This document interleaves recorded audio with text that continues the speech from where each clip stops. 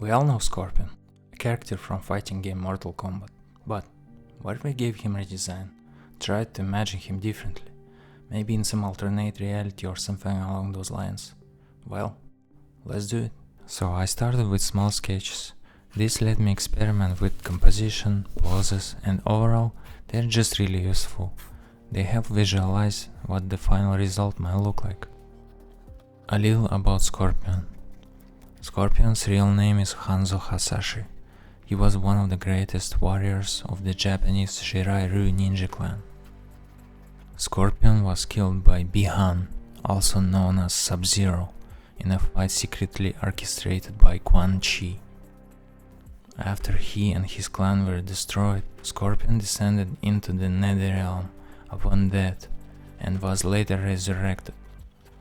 He became obsessed with revenge against those responsible for the massacre of his family and clan. In the first tournament, after his resurrection, Scorpion killed Sub-Zero, believing he was responsible. Much later, he learned that it was actually Quan Chi who committed the massacre, and he took revenge on Quan Chi in the Netherrealm in the original timeline. Though Scorpion is often seen as villain, he isn't truly evil. He only allies himself with dark forces when promised a chance to revive his clan or punish those who destroyed them. Compared to the purely noble heroes and the diabolical villains, Scorpion's moral ambiguity makes him unique. When wearing his mask, Scorpion mostly looks like a regular human. The only obvious differences are his demonic voice, glowing white eyes without pupils, and his ability to generate and withstand fire. Underneath his mask, he reveals a flaming human skull. His most iconic move is his spear attack, used to pull enemies towards him while shouting, "Get over here!" At this stage, I have total creative freedom. I experiment with both static and dynamic poses. The main goal in choosing the right one is to capture the overall mood of the composition.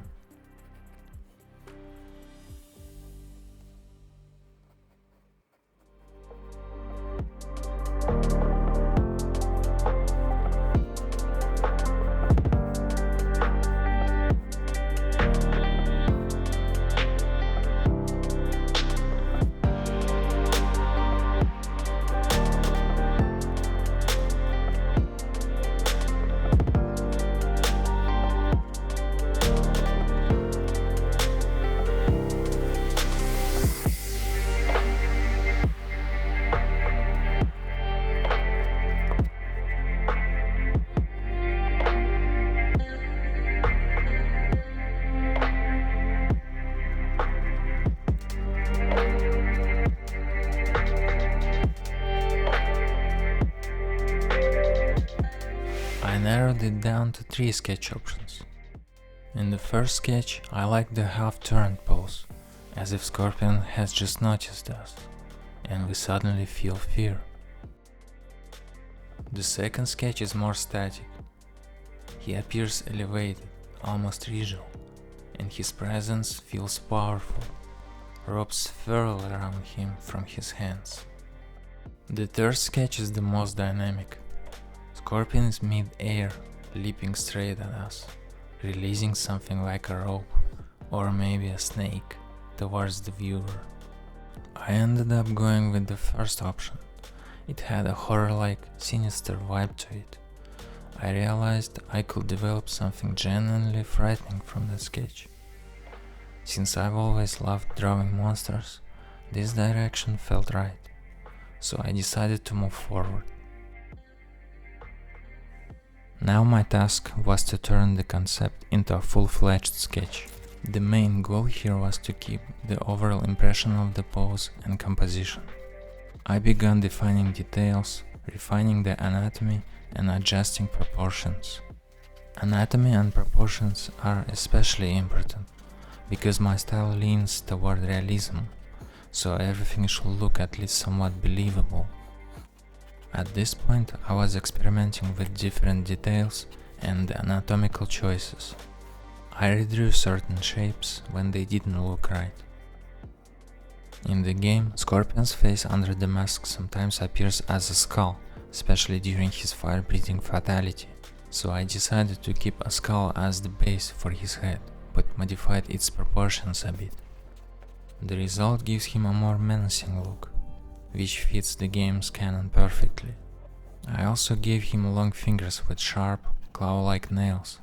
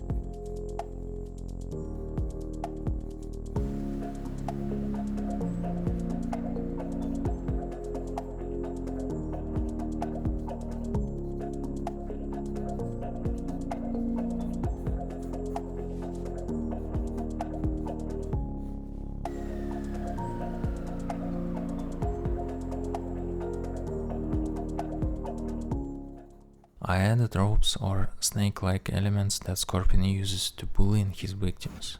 I made them fly out toward the viewer, toward us.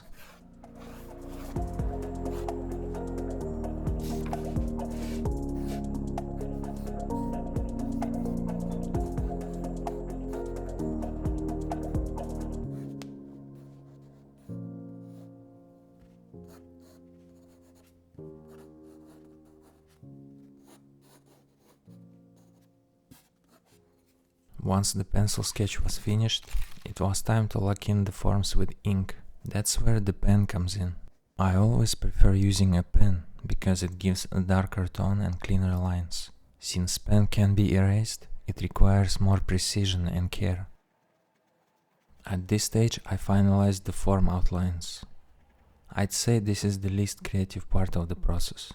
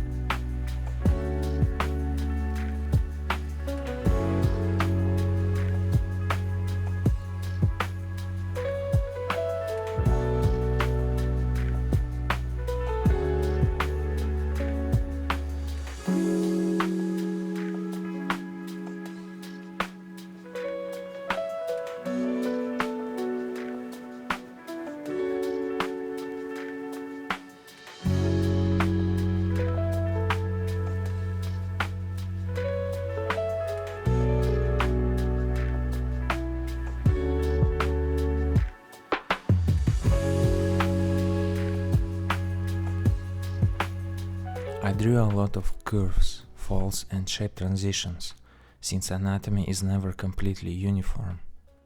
On the legs, I also added long toenails and extended feet. Unlike in the game, I didn't make him overly muscular. Thinner shapes tend to look scarier, and that served the design better.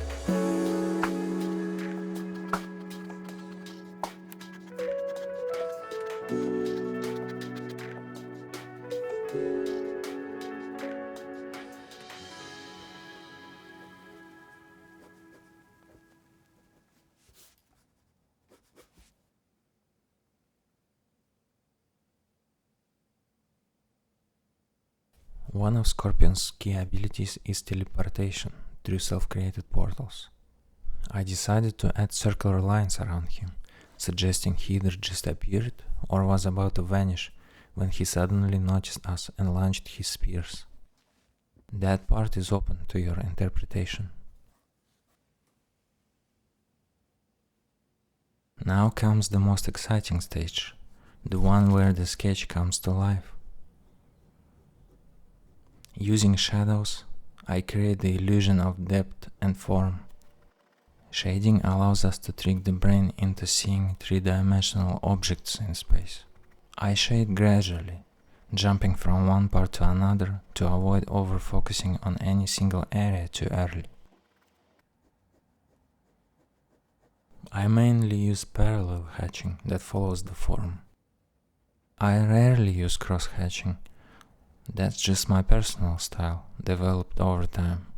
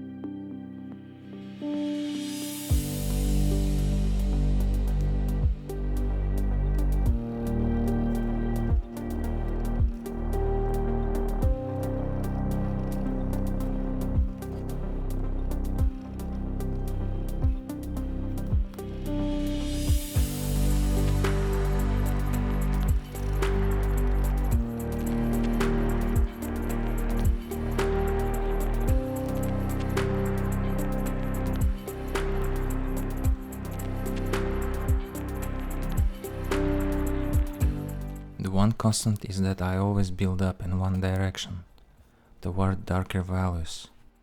I also vary the hatching angle to better show the direction of forms. Another reason I prefer using a ballpoint pen is that the ink dries quickly and doesn't smudge, which helps to keep the drawing clean.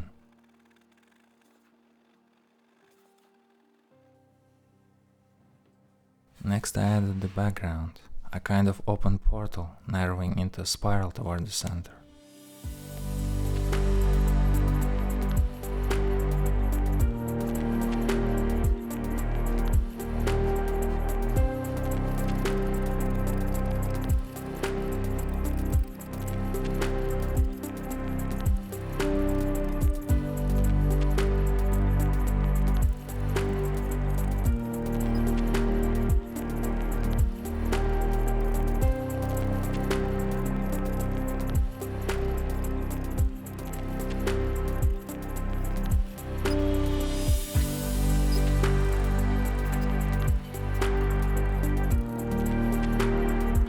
Finally, I erased all the pencil lines and added the final touches.